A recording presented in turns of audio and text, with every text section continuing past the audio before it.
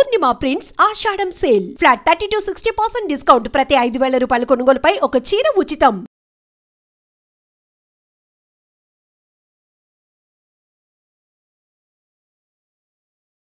మీరు చిన్నప్పుడు 9వ తరగతి నుండి 9వ వయసు నుంచే మీకు ఈ వేధింపులు స్టార్ట్ అయ్యాయి. అవును సార్.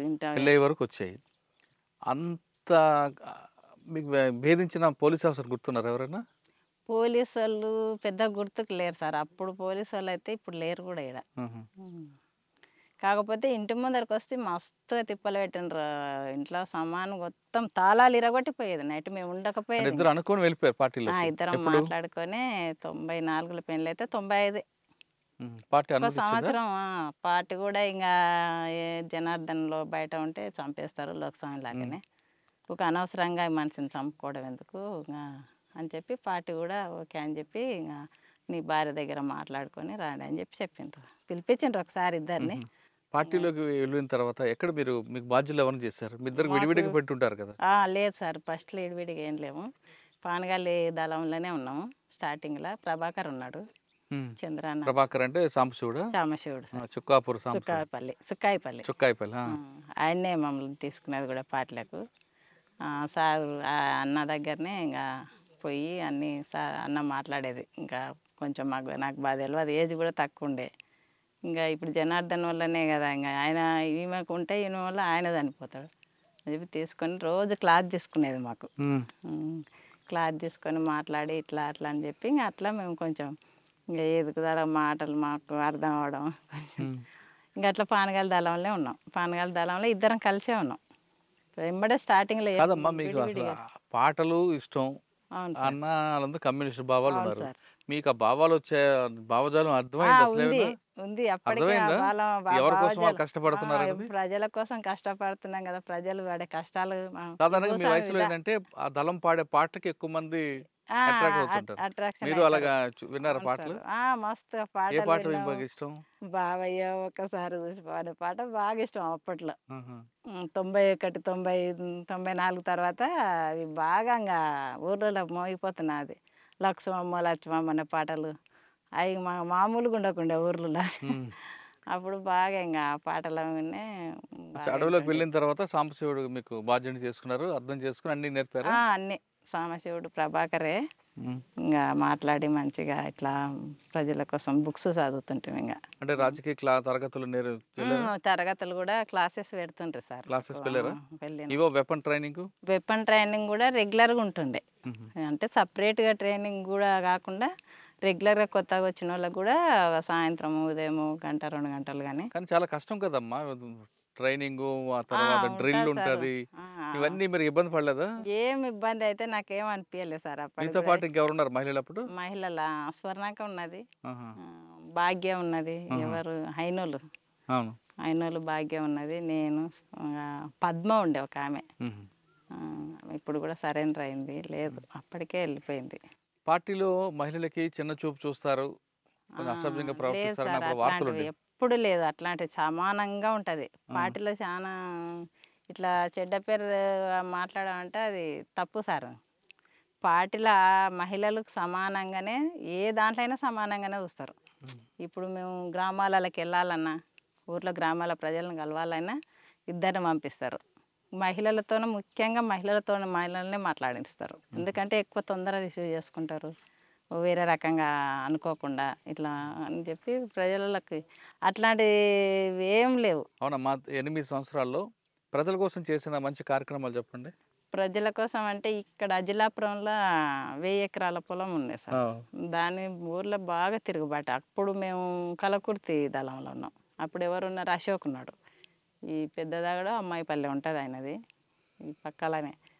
అశోక్ కమాండర్గా ఉన్నాడు. ఇంకా డిప్యూటీ కమాండర్గా జనార్దనే ఉన్నాడు. మేము దళ కమాండర్లాగా ఉన్నాము. అక్కడ బాగా పోరాటం. మామూలుగా అజిలాపురం పెద్దగా చెప్పుకోవచ్చు సార్. ఇంకా ప్రజలు కూడా మామూలు తిరుగుబాటు కాదులే సార్. అక్కడ భూస్వాముల వెనక్కి అట్లా తిరుగుబాడి కొట్లాడి భూముల్లో ఎర్ర జెండాలు వాతి పొలాలు అందరికీ సమానంగా పంచి అక్కడ పొలాలు చేసుకోవడం కూడా ఇప్పటి వరకు కూడా చేసుకుంటున్నారు. కానీ మీ భూములు పంచారు, కానీ పట్టాలని భూములు వాళ్ళు ఏం చేసుకుంటారు? పట్టాలు లేని భూములు అంటే ఇంకా ప్రభుత్వం ఇవ్వాలి సార్, అది అవును, ప్రభుత్వం. కరెక్టే. మరి మీరు భూములు పంచి వెళ్ళిపోతారు, ప్రభుత్వం ప్రజా వస్తుంది కోర్టు భూమి పెట్టి మాది అంటది. ప్రభుత్వం అంటది కానీ ఇట్లనే వచ్చి మళ్ళీ ప్రజలకు చైతన్యవంతం చేయడము, మీ భూములు మీరు గట్టిగా నిలబడి కొట్లాడుకోవాలి ఇట్లా ప్రభుత్వం మీదకైనా అని చెప్పి వాళ్ళతో మాట్లాడి చెప్పి జెండాలు వాతిచ్చి వాళ్ళని పొలాలు చేసుకోండి, మీరు ఎంతవరకైనా తగ్గొద్దు దేనికి అని చెప్పి ధైర్యం చెప్పి కానీ ఆ క్రమంలో మీరు మోహన్ రెడ్డి అని ఒక భూ యజమాని బాగా కొట్టారట కదా, అప్పుడు మా ఊర్లోనే మస్తుగా ఎందుకు? ఆయన ఇచ్చినప్పుడు కొట్టడం ఎందుకు?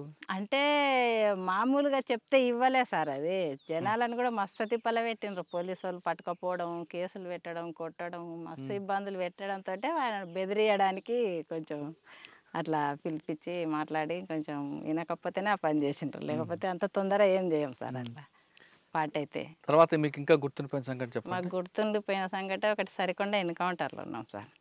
ఆ ఎన్కౌంటర్ జరిగిన రోజు ఎలా జరిగింది, ఎన్ని గంటలకు జరిగింది? అది ఎన్కౌంటర్ ఏంటంటే మేము బాగా జర్నీ చేసి అలసిపోయి ఇంకా ఎక్కడో ఒకతో అన్నట్టు గుట్ట మీదకి అయితే ఎక్కినాం సార్. ఏ గుట్ట అది? అది సరికొండ గుట్ట అని దగ్గరలోనే ఉంటుంది, సరికొండకు దగ్గరలోనే ఉంటే అక్కడ ఎక్కి మేము ఏం చేసినాం, సెంట్రీని మిలిటెంట్ని పెట్టినాం. మేము అందరం అలసిపోయినాము. ఇంకా కొంచెం సెంట్రీ అజిలాపురం పిల్లాడే ఉన్నాడు, ప్రకాష్ అని అజిలాపురం పిల్లాడు ఉన్నాడు.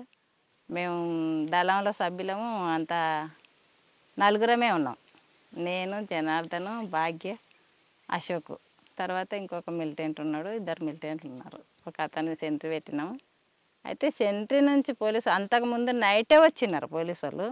అప్పటికి అక్కడ గ్రామంలో మీటింగ్ పెట్టింటే సరికొండ గ్రామంలో మీటింగ్ పెట్టి ఏం చేసినామంటే మేము ఇంకా రూట్ తెలియక నైట్ తిరిగి మళ్ళీ సరికొండకు దగ్గరలోనే గుట్ట మీద ఉన్నాం.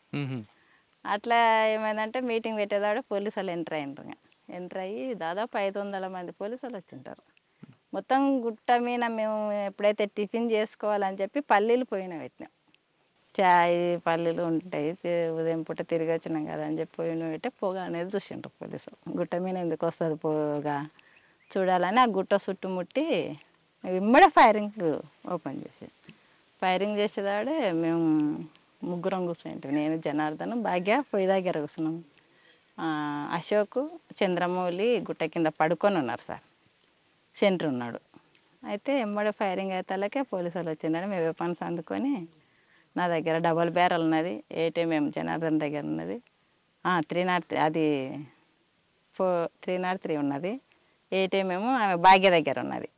ఇంకా ఇట్లా ఉన్న తర్వాత ఎమ్మడే అశోక్, చంద్రమౌళి లేచి కూర్చున్నారు గుండె కింద పడుకొని ఉన్నా కూడా. కూర్చున్న తర్వాత అయినా పోలీసు వాళ్ళు ఎక్కువ మంది కాబట్టి మాకెళ్ళి నుంచి ఎమ్మడే ఫైరింగ్ ఒకరికి పట్టుకోవడానికి ఉరికొస్తుంటే ఎమ్మడే జనార్దన్ నాది స్ట్రక్ అయింది. ఎమ్మడే ఫైరింగ్ చేసేదాడే డబల్ బ్యారల్ అది లోపలికే ఇక్కపోయి వస్తలేదు. ఇంకా జనార్దన్ తీసుకొని వేరేది ఏటీఎంతో ఫైరింగ్ చేస్తే పోలీసులు ఆడికైనా మస్తు ఫైరింగ్ పట్టుకోవడాలని చెప్పి మా దిక్కు నుంచి ఫైరింగ్ రాకుంటే మమ్మల్ని పట్టేసుకుందేలే.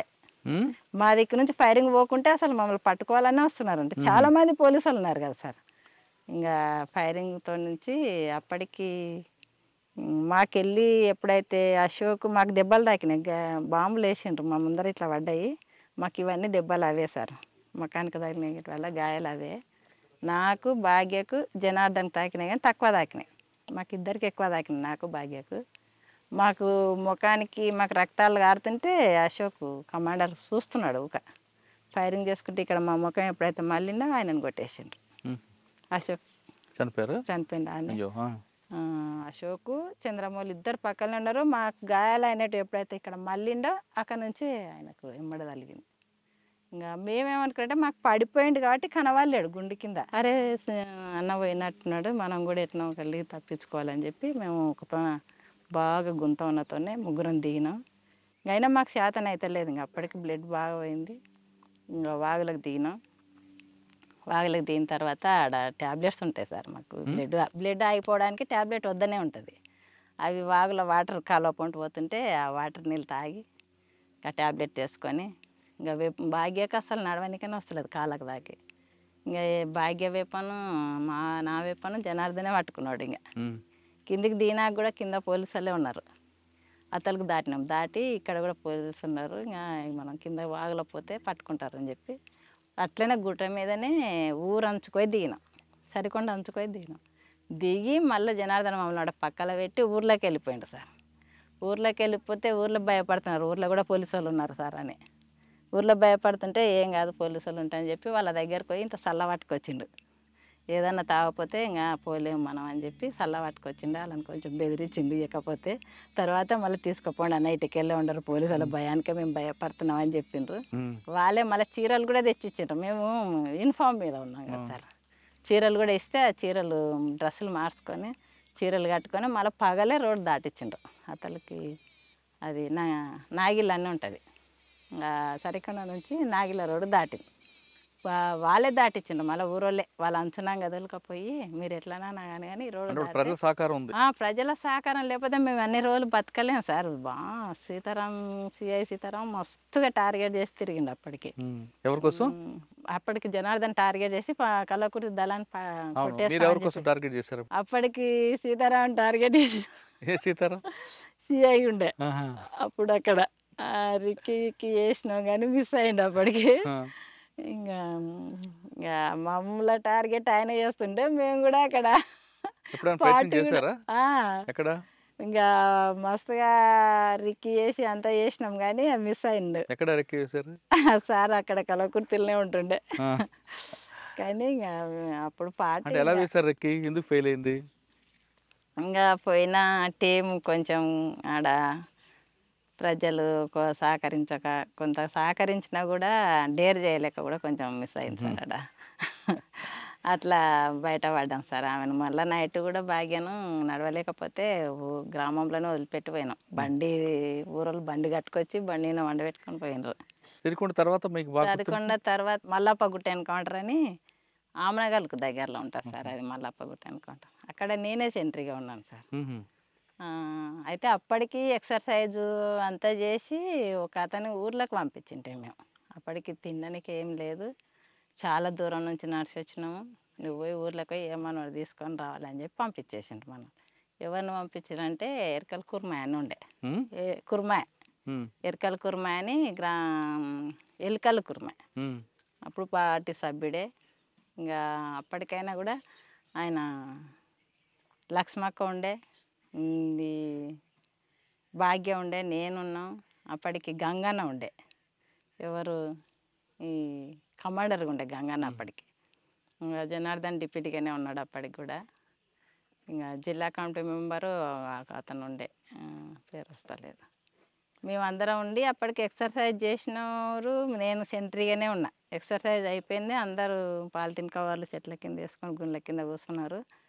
ఇంకా లేట్ అయ్యలేదు, ఉదయం పూట నైటే వచ్చినారేమో సార్. గుట్ట కింద ఉండి మళ్ళీ గుట్ట ఎక్కి చూద్దాం, వాళ్ళకి కూడా తెలియదు కన్ఫామ్గా పలానా కాడ ఉన్నారనే తెలియదు. ఒక జనరల్గా వస్తున్నారు ఇట్లా. నేను గుండు మీద కూర్చున్నా మంచిగా. ఇట్లా లెఫ్ట్ సైడ్ నుంచి వస్తున్నారు సార్. లెఫ్ట్ సైడ్ నుంచి వస్తుంటే ఎమ్మడే ఫైరింగ్ చేసిన. ఇంకా వాళ్ళకి వాళ్ళకి సిగ్నల్ ఏదంటే ఫైరింగ్ చేస్తేనే ఏంది అంటే ఫైరింగ్ అయ్యేతలకి అలర్ట్ అయినరు. ఫైరింగ్ చేసి అలర్ట్ అయ్యేతలకి డబుల్ బ్యారెల్ ఏమైతే సార్ అంటే ఎమ్మడే స్టక్ అయిపోతాయి. మళ్ళీ తీసుకొని మళ్ళీ లోడ్ చేసుకోవడానికి కూడా రాదు. అందుకే ఎప్పుడు టెస్టర్ పెట్టుకుంటాం అది తీయడానికి కూడా. అప్పటికి ఆ రోజు నా దగ్గర టెస్టర్ కూడా లేదు.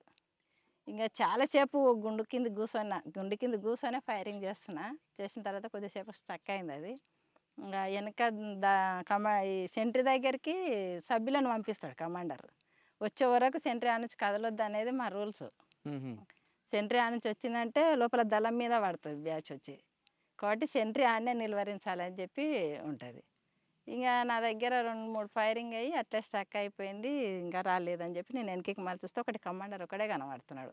గుండు సార్ నిలబడి ఫైరింగ్ చేస్తున్నాడు. అక్కడ మళ్ళీ చేస్తున్నాడు, నాకు ఇక్కడ వెనక్కి నుంచి కనబడుతుంది. అప్పుడు అన్న దగ్గరకు పోయి, అన్న ఇది స్టక్ అయింది, నీ దగ్గర టెస్టర్ ఉంటాయి అని చెప్పి అప్పుడు ఫుల్ ఫైరింగ్. ఇంకా గుండ్లు ఉండేవి. ఈ జనార్దను, లక్ష్మక్క అందరు కూడా ఏం చేసిండ్రంటే ఇంకా ఫైరింగ్ చేసుకుంటే ఆపోజిట్ గుట్ట మీదకి పోయిండ్రు. మాకు కనబడలేదు, నాకు గంగన్నకు కనబడలేదు.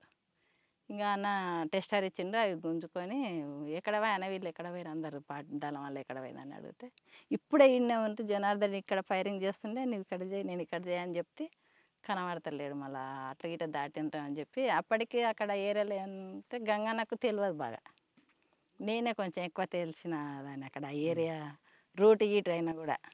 ఇంకా అన్న కొత్తగా వచ్చిండే కానీ కమాండర్ ఉండే. ఇంకా అట్లా ఎట్లా మళ్ళా కనబడతలేరు మనలు అంటే ఇట్లా పోదాం అని చెప్పిన నేను. ఇట్లా పోయి దిగితే కరెక్ట్గా ఇట్లా అదేదో మైసమ్మ రోడ్ వస్తుంది. ఆ రోడ్డు దాటితే మనం ఏపీటీ పెట్టుకున్న ప్లేస్ ఉంటుంది. ఈరోజు ఏమన్నా జరిగితే ఎన్నుకుంటారు, మళ్ళీ రోజు ఒక దగ్గర కలుసుకోవాలనేది చెప్పి మేము మాట్లాడుకొని ఉంటాం. ఇంకా అట్లనైతే పోదాము మనం చూద్దామని చెప్పి పోలీసు వాళ్ళు ఏ రూట్లో అయితే వచ్చిండ్రే ఆ రూట్లో ఉండరు కదా, ఇంకా అట్లయితే దిగిపోదామని చెప్పి అట్లా దిగి అన్నం తోలుకొని నేను ప్లేస్కి తీసుకొని